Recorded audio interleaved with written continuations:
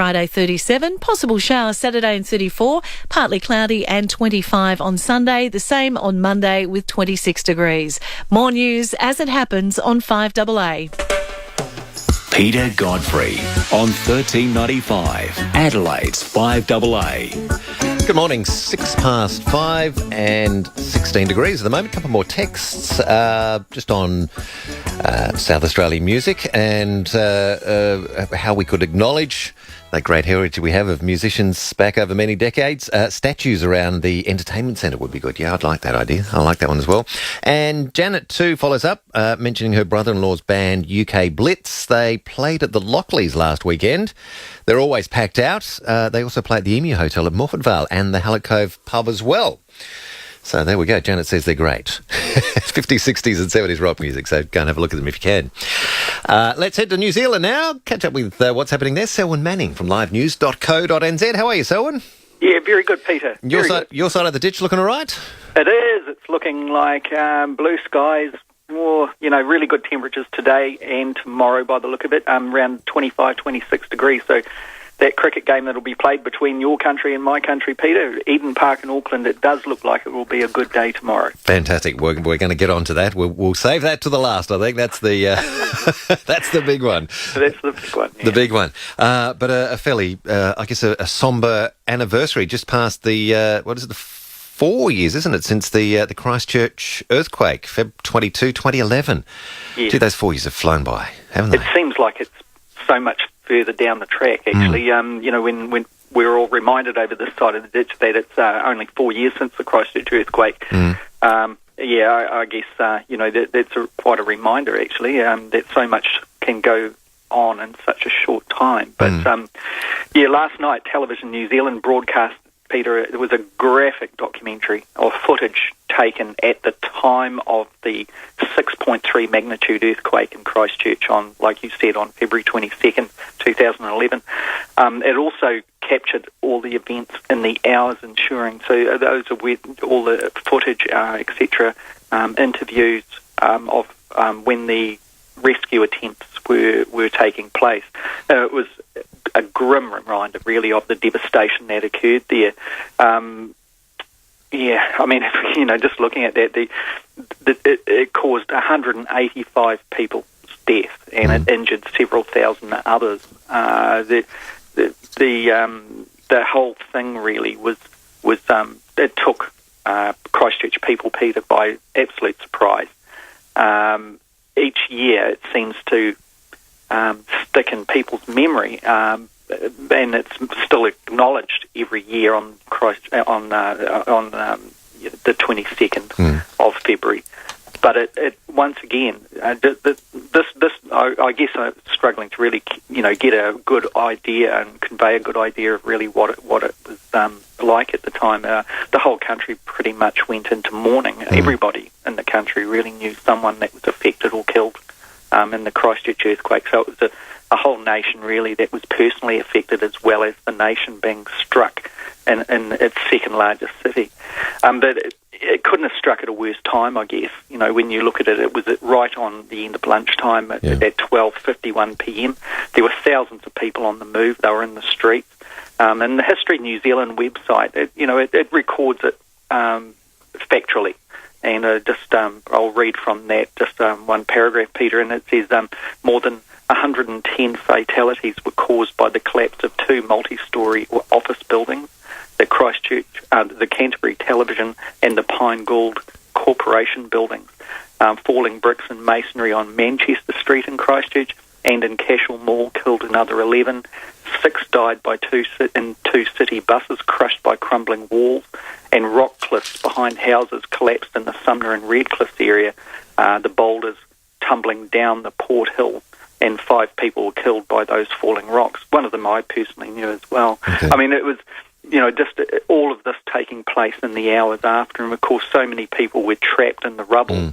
And really the documentary last night, it focused in on 2 people who were found out of their comfort zone, out of that area of expertise or experience, and basically were in the front line of rescue attempts. And there was construction workers giving an account in the documentary last night of how they thought that they would go to the scene of absolute carnage that had appeared right in front of them, basically, and hold a ladder for rescue teams. But then they stood there for a wee while and realised, for a couple of minutes, and realised, well, there isn't anybody. It's going to have to be us. And getting in there, and then once the medical teams got in, the ambulance teams, etc., just giving their accounts of awful things that they had to make decisions on, like some people would they attempt to get them to the hospital. Some people were dying and not getting attention because they wouldn't make it, whereas others may make it. Once the Christchurch hospital, Peter, was full, any more casualties had to be flown to to Wellington and Dunedin. And once again, those decisions on people on the degrees of their injuries, would they actually make it in flying to Wellington or to Dunedin? If the answer was probably not, then many of those died. Because they had nowhere to go. So terrible decision. So yeah, I know Australia with its its disasters and its cyclones and things. You're not immune to this type of thing. But boy, this is still it comes back and it's very raw when we're reminded of the absolute facts, Peter, and what our Earth can kind of just tear up underneath us at the drop of a hat. Yeah. What's been happening in the 4 years? So rebuilding is still going on, isn't it? Where is it returning to any sort of normal life in Christchurch, particularly? Yeah, in some ways. The rebuilding is slow, and there's always, I think over the last 4 years I've spoken with you at different times about the frustrations that emerge where the government response isn't coordinated with the expectation on the ground and with the nation. The Christchurch rebuild is ticking along. I'm told that there are signs of normality, getting back to life in Christchurch, not quite like before the earthquake when people took it for granted, but it's kind of getting there. But then only on the weekend, a person who's just moved to Christchurch was telling me how Canterburyans still speak and of people who are affected by it psychologically, that you don't have to look too far to see evidence of that. Some remain traumatised. One young teenager in particular, for example, secondary school age, still cannot sleep, Peter, with the lights on. There is evidence of, that kind of thing, just in the makeup of Christchurch and the surrounding regions. The other thing is, people apparently tend to avoid the CBD. It's almost like it's not spoken of. And of course, the CBD, the commercial business district, was pretty much flattened in the Christchurch earthquake. It's absolutely destroyed, and then it was a no entrance kind of area for so long, and building has gone up around it. But now it's like the inner city is like a place full of car parks. It's just absolutely flat, and there is progress, but slow. Very slow. Central buildings, they're just not in the evidence really. Most of the significant ones been knocked down because they're unstable and dangerous. And the land to the east of the city, where there's quite a lot of residential suburbs, that land is still damaged and can't be built on. That's where a lot of the liquefaction is all over the Christchurch area, but particularly in those low-lying areas, and that's prone to severe flooding in winter now. And it's some people still live there. In other places, their houses still remain condemned with red stickers, as they call them, red stickered houses, where they're condemned. No one can go near them. So there's a long way to go. If you compare to the Napier earthquake in the 1930s, early 1930s, that city in Napier was rebuilt in about 18 months. Right. But then that earthquake, there was a huge, the Pacific Plate lifted Napier. A significant degree of nudged it up, and the liquefaction and the destroyed kind of earth wasn't in evidence so much in Napier. Those earthquakes around Napier still roll on even after all these years. It's quite common to feel a good shake down in Napier. Have many people left the region, or has the population numbers changed, or are people, still similar numbers as was before the earthquake? That part has quietened down a lot. In the first year, 2 years, a lot of people were moving out saying, we wanted to really give out, the rest of our lives to getting this place back on its footing. But they just reached the end of their tether and moved on. A lot of people had found that the insurance that they'd paid on their homes and through the Earthquake Commission levies that go through New Zealand when you're employed here in New Zealand, that the money didn't come through, and in some cases still hasn't come through to pay for the destruction of their home, even though they were fully insured. And so they had no option. Where are they going to go? In some cases, there was no work there anymore, so they move out. And there was a lot of accounts of that. That's settled down now, and Christchurch is functioning pretty much. But even, yesterday, it was announced that Christchurch residents will have to expect a significant rate rise in the next 12 months, up to 8% on the rates that they've had. And the consequence of those on the elderly, it was being put in the news media reports in New Zealand that many of the elderly wouldn't be able to afford to live in the Christchurch Canterbury zone. So it goes on, it goes on and on. Yeah, indeed. So we'll just have a quick break and we'll come back with you and talk about the big match this weekend. Okay. The Aussies and the Kiwis. Right back with you. Selwyn Manning with us from livenews.co.nz. Will Goodings. Ban the selfie stick. I don't know if you've seen these things. I wasn't familiar with the popularity of it. I thought it was a novelty until I was on the honeymoon recently, and every second person at every place of significance had a selfie stick. For mine, it is the most narcissistic trend in modern society. The selfie is a horrible photo. Talking Adelaide with Will Goodings. Midday weekdays on 1395. Adelaide's 5AA. G'day South Australia, Curtis Stone here. Summer is the perfect weather for growing delicious peaches. That's why at Coles, our peaches are grown by Aussie farmers like Jim Sortsits from Renmark right here in South Australia. So get into Coles and pick yourself up some fresh Aussie peaches. That sound is great news for you, because it means the team at Agostino Mitsubishi has sharpened their pencils to bring you Adelaide's best Mitsubishi deal. And here it is. Demo Triton 4x4 dual cab turbo diesel from just $27,990. Yes, just $27,990. That's right, just $27,990. So don't mess about. Get into Agostino Mitsubishi today. Main North Road, Nailsworth. AgostinoMitsubishi.com.au. Conditions apply. Alex and Mia travel from Glenelg for plants from Garden Grove. Wade came from Harndorf for lawn, and Gemma from Gawler got her pavers from Garden Grove, one of Adelaide's biggest garden centres, with one of Adelaide's biggest ranges. No wonder people travel miles to visit. With a playground to keep the kids entertained and cafe to unwind in. Garden Grove. Golden Grove Road, Golden Grove. 7-day delivery to your area. Garden Grove, the garden that I want.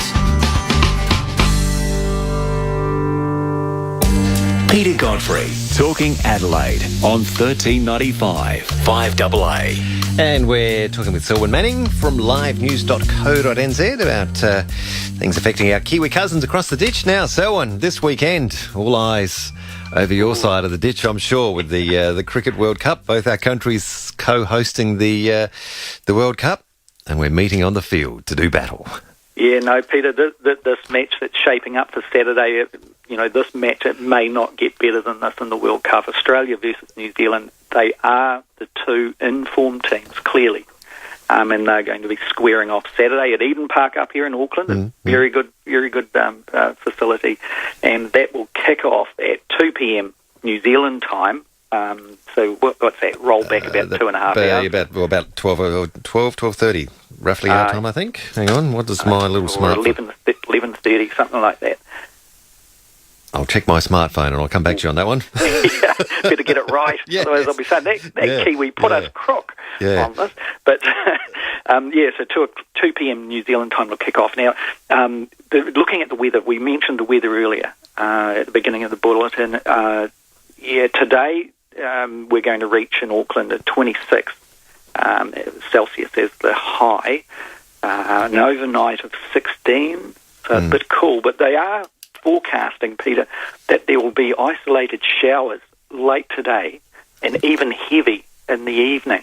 Okay. So the pitch might not be as dry as your guys are used to there, but tomorrow, I've looked on the forecast for tomorrow and Saturday, and it looks like it's going to be pretty good.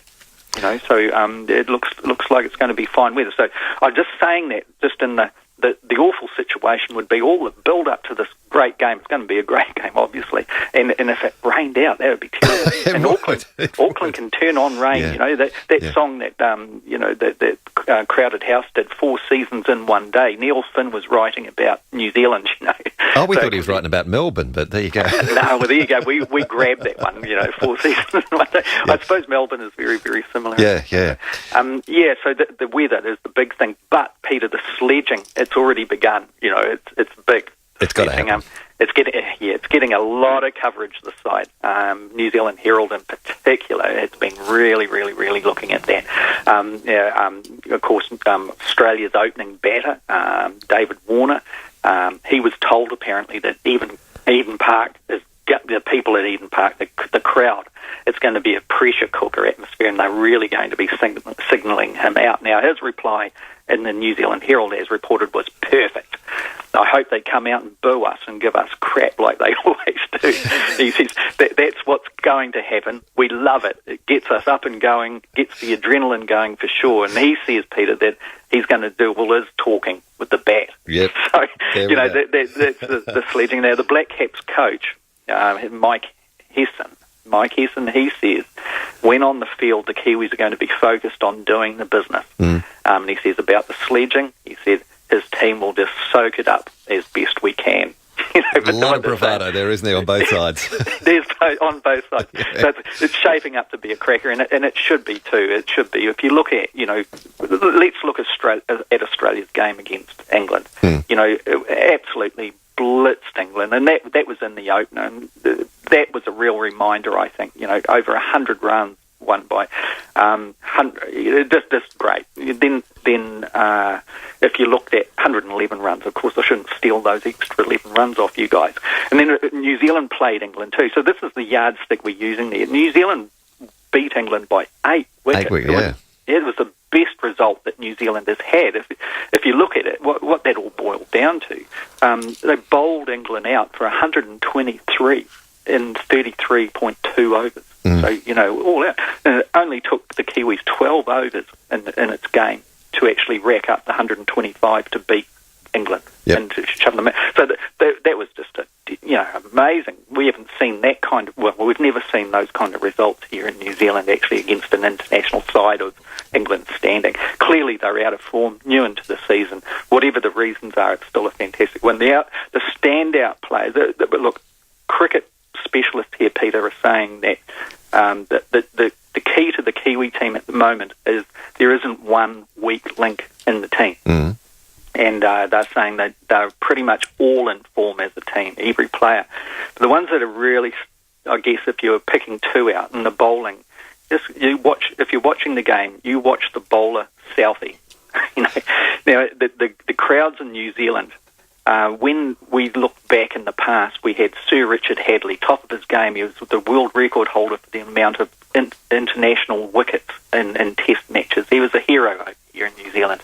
And when he would go into bowl, and I was, younger then too, would be there and on the side, and everyone would hit the side of their seats, and there was watching this and go Hadley, boom, boom, boom, boom, boom. That was the kind of rhythm that chanting over and over. Well, this guy. It's the first time ever since the Kiwi crowds have felt so good about their team that they're doing it with this guy Southey, and they're doing the same kind of thing, chanting. So that's one thing to watch out for in Auckland. That when this guy starts to bowl, he is formidable. The other, I'm sledging a little bit here too, I suppose. I was going to say, don't get too cocky there, Selwyn. No, just because you got the hometown advantage. And yes, the captain McCullum, Brendan McCullum, he is really in form. His strike rate on with the bat is something to watch. So he's actually leading the table. So if you just look at the points, Peter, the points table, just, as a reminder here, I'm doing my Kiwi thing here. Remember, where are we? Yeah, New Zealand. You're on 6.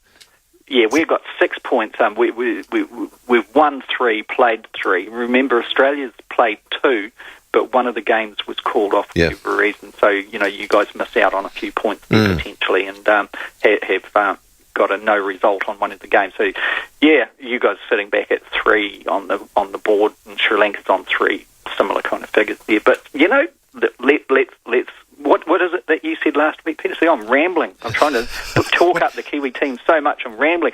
The last week, I thought you summed it up as you always do, and you said, may the best team win. Yes. And that'll be us. Sorry, all gloves are off now, Selwyn. Yeah, gloves are off. This Kiwi's rambled on our airways too much. Yeah. Well, you can rabble on, but as you quoted Warner, he's battle do the talking on Saturday. Yeah, that's wonderful. This will be an interesting conversation next week, I think. It will be. You know, I tell you what, the worst thing will be is if whoever's the winning side will just be silent in the delivery. Yeah. Just smugly sit back and smile. Say, yes, you played very well. Yes. And it is 11:30 here, 2 p.m. your time, 11:30 a.m. our time, Saturday. Yeah. It'll kick off. Wrong sport. Yeah, it'll certainly, the game will begin. But, you know, honestly, I do think that these, you know, from what's shaping up here, Australia and New Zealand are the two teams to watch. So it'll be a fantastic team. Yeah. Is it sold out, do you know? Yeah, it's pretty. Well, what's available are, you know, they're not such good seats. Right. They're really, the good spots were all taken up. So it'll be a good result from the point of view of crowd participation. The other, just in closing, hopefully the security doesn't take itself too seriously at Eden Park. In recent years, the security around it has just, you know, taken a lot of the atmosphere out of the game. So, but it's almost like going to watch something in the old Soviet Union at times. Oh, kind of, okay. You know, but hopefully the event will overshadow the security and let that be a message to them, perhaps, to get into the spirit of it. Indeed. Look forward to it. All right. Good on you, Selwyn. Thank you for joining us. May the best team win, as we said. And we'll talk more next week. Yeah, may that best team win, Peter. Indeed. All right, Selwyn. Thank you so much. Have a great week. You too. And we'll catch you again on Brekkie tomorrow morning after 6:30. Okay. Selwyn Manning from livenews.co.nz. If you're creating your dream bathroom, then these names will have distinct meaning to you. Decina, Timberline, ADP, RD Agencies, Phoenix Tapware. They're standout Australian brands, and you'll find them all at Distinct Bathrooms. With 2 huge showrooms, the most distinct range in Adelaide. We look forward to building a better bathroom with you. Distinct Bathrooms, 35 Sheriff Road, Lonsdale. And our new store, 838 Marion Road, Marion. Some people don't like going to the dentist. I love it. Not because I have more teeth than the average person,